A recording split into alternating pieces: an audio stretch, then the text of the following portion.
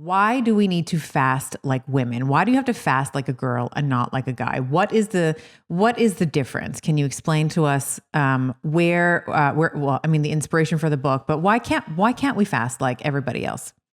Yeah, and so the easiest answer to that is our sex hormones. Let's just start there. We've got estrogen, progesterone, and testosterone. Yes, men have they have a lot of testosterone. They have a lot of, or some estrogen, little tiny bit of progesterone, but it doesn't drive them. Testosterone really drives men, and we have the impact of estrogen and progesterone. And the way I look at them is they're like sisters that come from the same family, but their personalities are vastly different.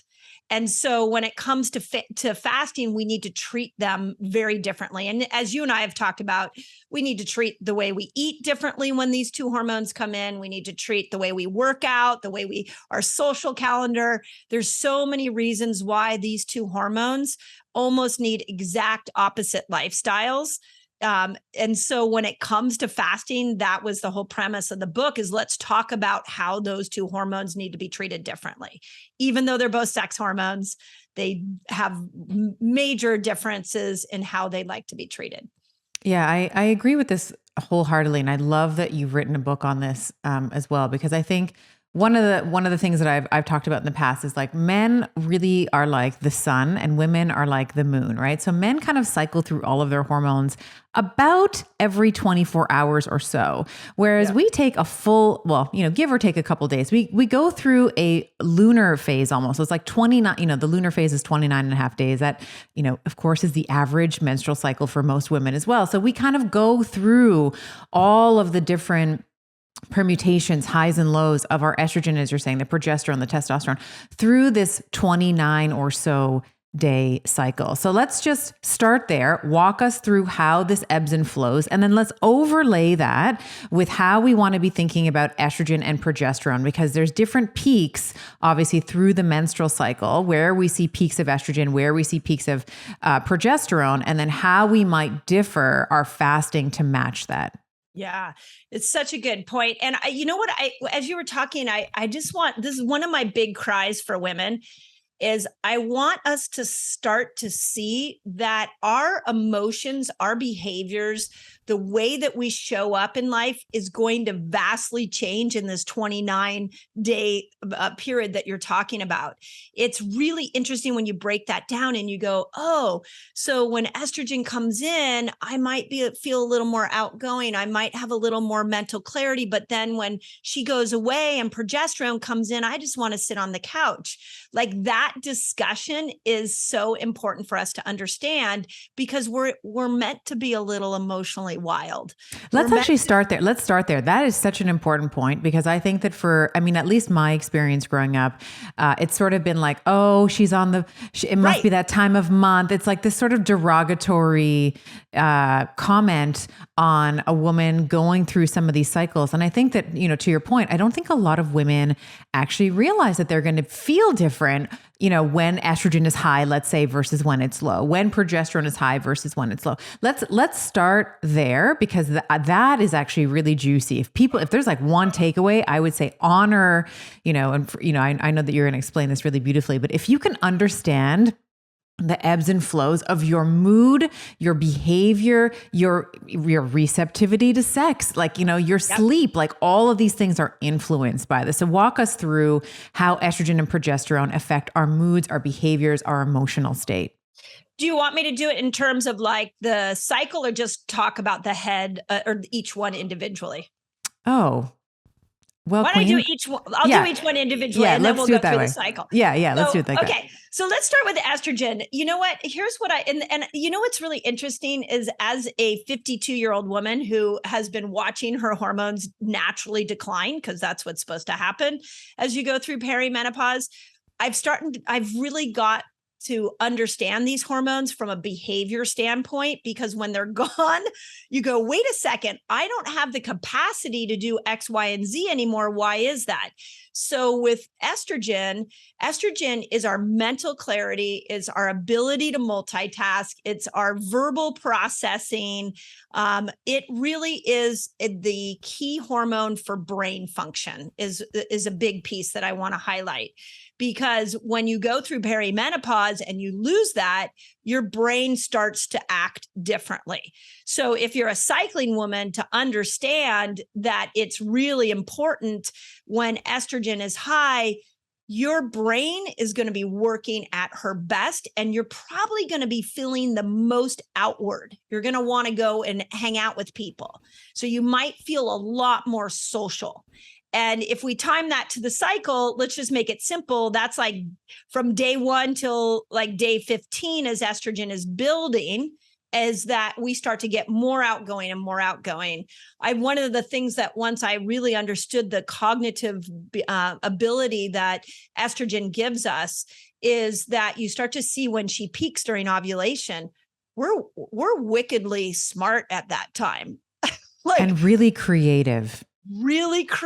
Like our brain with all that estrogen on, like, let's say like day 12 of your cycle, if you want to, write a book, you want to do a podcast interview, you want to ask for a raise, you want to create something new in your world, like do it in ovulation. That is our superpower because estrogen is so strong at it's that like moment. You're limitless, like Bradley Cooper in Limitless. Yeah. But here's why I want to change this conversation that women are having is how many times do we like say, oh, my hormones are making me feel this way. My hormones are making me feel that way. But we don't really understand why. Well, guess what? Estrogen makes you ridiculously capable. It's like, to me, we should start looking at ovulation like we're putting a freaking superhero cape on. And we're like, okay, world, what do you need me to do? I even have gone to thinking as deeply as if we put a bunch of ovulating women together in one room, all of them combined could probably solve all the world's problems. It's like the new world order war room. Yeah. Right? The new, oh my God, I love that. Right? Yeah. But women don't even know that. Right. I had a beautiful conversation with a man who was telling me how he was struggling with his teenage daughter. And I asked him, did he know her cycle? And he was like, no, why would I know that? And I'm like, well, you should probably ask your wife, and you should probably know your daughter's cycle. And if there's a conflict for you to resolve with her, I'd wait till she's in ovulation and I would have that discussion with her. If you're trying to resolve that conflict the week before her period, you're going to find especially in a teenager, you're going to find it really hard to get through. That's the conversation we need to change.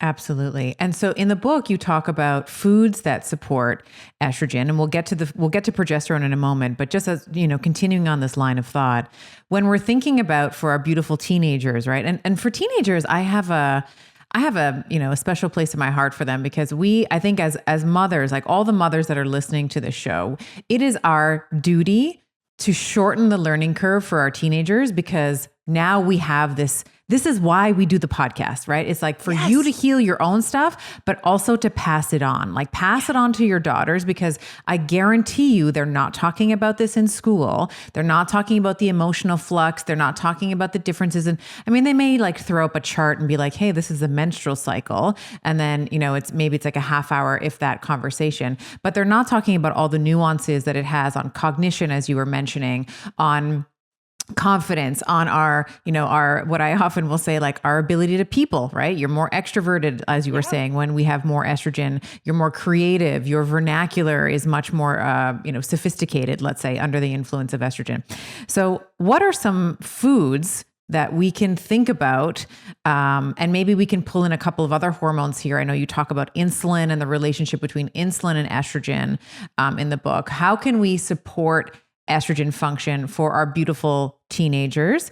And then maybe we can kind of talk about some of the other different arcs different women in different stages of their life. For example, like a cycling woman, let's say a woman who's in perimenopause, what she might be needing to consider differently. And then of course, you're going to get the question about the menopausal women. Anytime I talk about cycling women, they're like, what about me? I'm not cycling. So let's also include our beautiful menopausal women in this conversation as well. For sure. Yeah, I love that. And definitely when we talk about estrogen, we have to include the postmenopausal women because they've just been through it. So, and the loss of it. Here's the best way that let's just try to keep it as simple as possible. When you're building estrogen, you want to keep glucose and insulin down. Estrogen does really well with keto. And so if you love that low carb life, it works for you. Let's keep insulin down.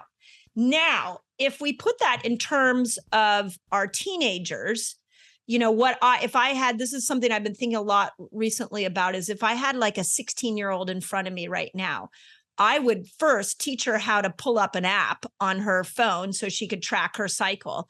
And I would say, you know what, all the cakes, the cookies, the processed foods that you may enjoy, they're going to be the most damaging to your hormones that first 15 days of your cycle, but definitely the first 10 as estrogen is building. So in that scenario, let's just get the bad oils out. Let's get the breads and the pastas and all that, the cakes, the cookies.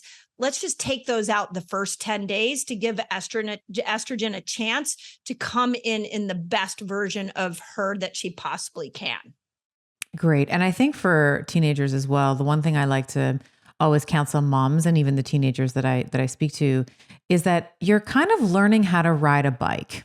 This is it's like a new skill, right? Menstruating like a goddess. You're not quite as proficient at it yet. And so there's going to be months where you're going to get very extreme fluctuations. So to your point, if you're able to start tracking your cycle, that's number one, far and wide, like data over feelings, like get the data, understand at least just get like the length of the cycle, how long you bleed, a little bit of the quality of your blood, like what it looks like beginning of the period to the end of the period, that kind of thing.